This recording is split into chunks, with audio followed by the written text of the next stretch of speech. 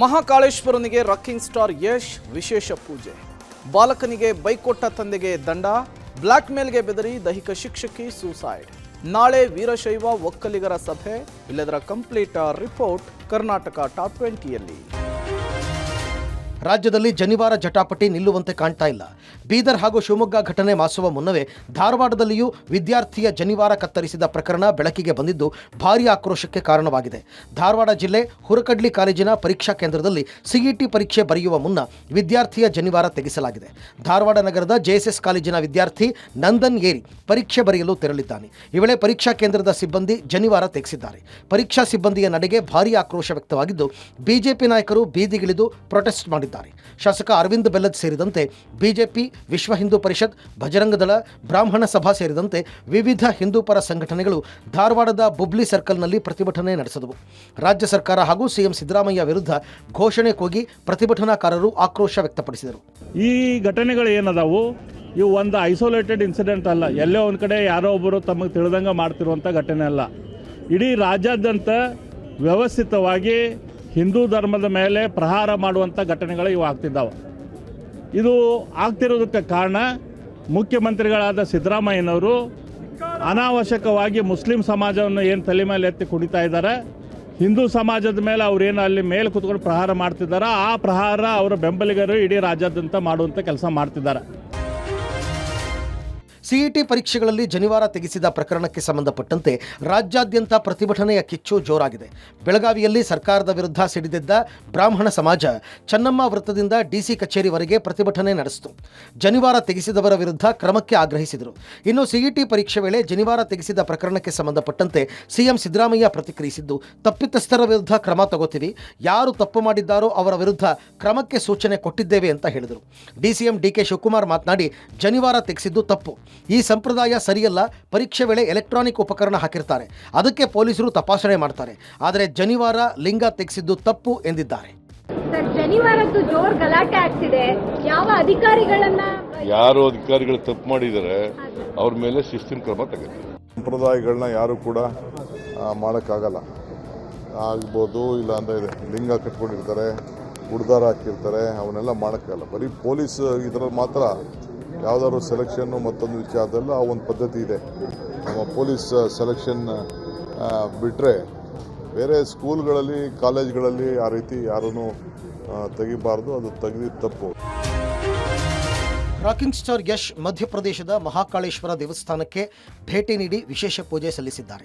ಯಶ್ ರಾಮಾಯಣ ಚಿತ್ರದಲ್ಲಿ ರಾವಣನ ಪಾತ್ರ ಮಾಡ್ತಾ ಇದ್ದು, ರಾವಣ ಸಿನಿಮಾ ಆರಂಭಕ್ಕೂ ಮುನ್ನ ಮಹಾಕಾಳೇಶ್ವರನ ದರ್ಶನವನ್ನು ಪಡೆದುಕೊಂಡರು. ಶೂಟಿಂಗ್ನಲ್ಲಿ ಭಾಗಿಯಾಗುವ ಮೊದಲು ದೇವಾಲಯಕ್ಕೆ ಭೇಟಿ ನೀಡಿ ವಿಶೇಷ ಪೂಜೆ ಸಲ್ಲಿಸಿದರು. ಸಿನಿಮಾ ಯಶಸ್ಸಿಗಾಗಿ ಪ್ರಾರ್ಥಿಸಿದರು. ರಾಮಾಯಣ ಚಿತ್ರದಲ್ಲಿ ನಟಿಸುವುದರ ಜೊತೆಗೆ ತಮ್ಮ ಮಾನ್ಸ್ಟರ್ಸ್ ಮೈಂಡ್ ಕ್ರಿಯೇಷನ್ಸ್ ಅಡಿಯಲ್ಲಿ ಸಹ ನಿರ್ಮಾಣ ಮಾಡ್ತಾ ಇರುವ ಯಶ್ ಪ್ರತಿ ಚಿತ್ರದ ಆರಂಭಕ್ಕೂ ಮುನ್ನ ದೇವಸ್ಥಾನಕ್ಕೆ ಭೇಟಿ ನೀಡುವ ಅವರ ಪ್ರತೀತಿಯನ್ನ ಮುಂದುವರಿಸಿದ್ದಾರೆ. 2026 ಯಶ್ 2 ಅತಿ ದೊಡ್ಡ ಚಿತ್ರಗಳಿಂದ ಭಾರತೀಯ ಚಿತ್ರರಂಗದಲ್ಲಿ ಇನ್ನೊಂದು ಮಹಾ ಸಂಚಲನಕ್ಕೆ ಯಶ್ ಸಜ್ಜಾಗ್ತಾ ಇದ್ದಾರೆ. ಅಪ್ರಾಪ್ತನಿಗೆ ಚಲಾಯಿಸೋಕೆ ಬೈಕ್ ಕೊಟ್ಟ ತಂದೆಗೆ 25,000 ರೂಪಾಯಿ ದಂಡ ವಿಧಿಸಲಾಗಿದೆ. ದಾವಣಗೆರೆ ನಗರದ ಎಆರ್ಜಿ ಕಾಲೇಜ್ ಬಳಿ ಘಟನೆ ಆಗಿದೆ. ದಾವಣಗೆರೆ ನಗರದ ಉತ್ತಮ್ ಚಂದ್ ಬಡಾವಣೆ ನಿವಾಸಿಯೊಬ್ಬರು ತಮ್ಮ ಅಪ್ರಾಪ್ತ ಪುತ್ರನಿಗೆ ಬೈಕ್ ನೀಡಿದ್ರು. ದಾವಣಗೆರೆ ದಕ್ಷಿಣ ಸಂಚಾರಿ ಠಾಣೆ ಇನ್ಸ್ಪೆಕ್ಟರ್ ನೆರವಾಗಲು ಮಂಜುನಾಥ್ ಹಾಗೂ ಎಸ್ಐ ನಿರ್ಮಲಾ ಕಾರ್ಯಾಚರಣೆ ನಡೆಸಿದ್ದ ವೇಳೆ ಪೊಲೀಸರ ಕೈಗೆ ಬಾಲಕ ಸಿಕ್ಬಿದ್ದಿದ್ದ. ಈ ವೇಳೆ ಪೊಲೀಸರು ಬಾಲಕನ ವಯಸ್ಸು ಖಚಿತಪಡಿಸಿಕೊಳ್ಳೋಕೆ ದಾಖಲೆ ಪರಿಶೀಲನೆ ನಡೆಸಿದ್ರು. ದಾಖಲೆ ಪರಿಶೀಲನೆಯ ವೇಳೆ ಬಾಲಕ ಅಪ್ರಾಪ್ತ ಅನ್ನೋದು ಬೆಳಕಿಗೆ ಬಂದಿದೆ. ಈ ಹಿನ್ನೆಲೆಯಲ್ಲಿ ತಂದೆಗೆ 25,000 ರೂಪಾಯಿ ದಂಡ ಹಾಕಲಾಗಿದೆ. ಇದು ಪುನರಾವರ್ತನೆ ಆದರೆ ತಂದೆಯ ವಿರುದ್ಧ ಎಫ್ಐಆರ್ ದಾಖಲಿಸುವ ಎಚ್ಚರಿಕೆಯನ್ನು ಕೊಟ್ಟಿದ್ದಾರೆ. ಜಾತಿ ಗಣತಿ ವಿವಾದದ ನಡುವೆಯೇ ಮತ್ತೊಂದು ವಿವಾದದ ಜೇನುಗೂಡಿಗೆ ರಾಜ್ಯ ಕಾಂಗ್ರೆಸ್ ಸರ್ಕಾರ ಕೈ ಹಾಕುತ್ತಾ ಎಂಬ ಚರ್ಚೆ ಜೋರಾಗಿದೆ. ಒಳ ಮೀಸಲಾತಿ ಶಿಫಾರಸಿಗಾಗಿ ಪರಿಶಿಷ್ಟ ಸಮುದಾಯದ ಸಮೀಕ್ಷೆ ನಡೆಸಲಾಗುತ್ತಿದೆ. ಸಮೀಕ್ಷಾ ವರದಿ ಬಂದ ನಂತರ ಅಂಕಿ ಅಂಶ ನೋಡಿಕೊಂಡು ಉಳಿದ ಸಮುದಾಯದ ಸಮೀಕ್ಷೆ ಬಗ್ಗೆ ನಿರ್ಧಾರ ಮಾಡುವುದು ಸರ್ಕಾರದ ಲೆಕ್ಕಾಚಾರ ಎನ್ನಲಾಗಿದೆ. ಹೊಸ ಅಂಕಿ ಅಂಶ ಬರ್ತಿರುವುದರ ಸಾಧಕ ಬಾಧಕ ನೋಡಿಕೊಂಡು ಮುಂದಿನ ತೀರ್ಮಾನದ ಲೆಕ್ಕಾಚಾರ ಸರ್ಕಾರದ್ದು ಎನ್ನಲಾಗ್ತಿದೆ.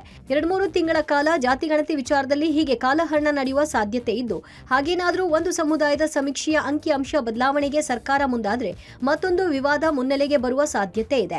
ಇದರ ನಡುವೆ ನಾಳೆ ವೀರಶೈವ ಮಹಾಸಭಾ ಹಾಗೂ ಒಕ್ಕಲಿಗ ಸಂಘ ಜಂಟಿ ಹೋರಾಟದ ಸಂಬಂಧ ಸಭೆ ನಡೆಸುವ ಸಾಧ್ಯತೆ ಇದೆ. ಈಗಿನ ಜಾತಿ ಗಣತಿ ವಿರುದ್ಧ ಜಂಟಿ ಹೋರಾಟಕ್ಕೆ ಸಿದ್ಧತೆ ಮಾಡಿಕೊಂಡಿದ್ದು, ಯಾವುದೇ ಕಾರಣಕ್ಕೂ ಜಾತಿ ಗಣತಿ ಜಾರಿ ಆಗಬಾರದು ಎಂಬ ನಿರ್ಧಾರಕ್ಕೆ ಬಂದಿದ್ದಾರೆ. ಹೀಗಾಗಿ ಹೋರಾಟದ ರೂಪುರೇಷೆಗೆ ಮುಂದಾಗಿದ್ದಾರೆ. ಅಮೆರಿಕದ ಸುಂಕ ಸಮರದ ನಡುವೆ ಅಮೆರಿಕದ ಉಪಾಧ್ಯಕ್ಷ ಜೆಡಿ ವ್ಯಾನ್ಸ್ ಇಂದು ಭಾರತಕ್ಕೆ ಭೇಟಿ ನೀಡಿದ್ದಾರೆ. ಅಮೆರಿಕ ಉಪಾಧ್ಯಕ್ಷ ಜೆಡಿ ವ್ಯಾನ್ಸ್ ಮತ್ತು ಅಮೆರಿಕದ ಎರಡನೇ ಮಹಿಳೆ ಉಷಾ 4 ದಿನದ ಭಾರತ ಪ್ರವಾಸ ಹಮ್ಮಿಕೊಂಡಿದ್ದಾರೆ. ಇಂದು ದೆಹಲಿಯ ಪಾಲಂ ವಿಮಾನ ನಿಲ್ದಾಣದಲ್ಲಿ ಬಂದಿಳಿದ ಜೆಡಿ ವ್ಯಾನ್ಸ್ ದಂಪತಿಯನ್ನ ಕೇಂದ್ರ ಸಚಿವ ಅಶ್ವಿನಿ ವೈಷ್ಣವ್ ಸ್ವಾಗತಿಸಿದ್ದಾರೆ. ಜೆಡಿ ವ್ಯಾನ್ಸ್ ದಂಪತಿಗೆ ಗಾರ್ಡ್ ಆಫ್ ಹಾನರ್ ಗೌರವದ ಮೂಲಕ ಸ್ವಾಗತಿಸಲಾಯಿತು. 4 ದಿನ ಪ್ರವಾಸದಲ್ಲಿ ಜೆಡಿ ವ್ಯಾನ್ಸ್ ದಂಪತಿ ಆಗ್ರಾ, ಜೈಪುರಕ್ಕೂ ಭೇಟಿ ನೀಡಲಿದ್ದಾರೆ. ಇಂದು ಸಂಜೆ ಪ್ರಧಾನಿ ಮೋದಿ ಜೆಡಿ ವ್ಯಾನ್ಸ್ ಜೊತೆ ಮಾತುಕತೆ ನಡೆಸಲಿದ್ದು ಔತಣಕೂಟ ಆಯೋಜಿಸಿದ್ದಾರೆ. ಇದೇ ವೇಳೆ ಭಾರತ ಯುಎಸ್ ದ್ವಿಪಕ್ಷೀಯ ಮಾತುಕತೆ, ವ್ಯಾಪಾರ ಒಪ್ಪಂದಗಳ ಕುರಿತು ಮಾತುಕತೆ ನಡೆಸಲಿದ್ದಾರೆ. ಏಪ್ರಿಲ್ 23ರಂದು ಆಗ್ರಾಕ್ಕೆ ಭೇಟಿ ನೀಡಿ ವಿಶ್ವ ಪ್ರಸಿದ್ಧ ತಾಜ್ ಮಹಲ್, ಶಿಲ್ಪಗ್ರಾಮ್ ಹಾಗೂ ವಿವಿಧ ಭಾರತೀಯ ಕಲಾಕೃತಿಗಳನ್ನು ಪ್ರದರ್ಶಿಸುವ ಎಂಪೋರಿಯಂ ವೀಕ್ಷಣೆ ಮಾಡಲಿದ್ದಾರೆ. ಏಪ್ರಿಲ್ 24ರಂದು ಜೈಪುರದಿಂದ ನೇರವಾಗಿ ಅಮೆರಿಕಕ್ಕೆ ತೆರಳಲಿದ್ದಾರೆ. ಮನೆಯಲ್ಲಿ ಚಿನ್ನ ಕದ್ದು ಪ್ರಿಯಕರನಿಗೆ ಕೊಟ್ಟಿದ್ದ ಕಳ್ಳಿ ಈಗ ಪೊಲೀಸರ ಅತಿಥಿಯಾಗಿದ್ದಾಳೆ. ತಾನೇ ಚಿನ್ನ ಕದ್ದು ಮನೆಯಲ್ಲಿ ಚಿನ್ನ ಕಳುವಾಗಿದೆ ಅಂತ ಪೊಲೀಸರಿಗೆ ದೂರು ಕೊಟ್ಟ ಮಹಿಳೆಯನ್ನ ಪೊಲೀಸರು ಬಂಧಿಸಿದ್ದಾರೆ.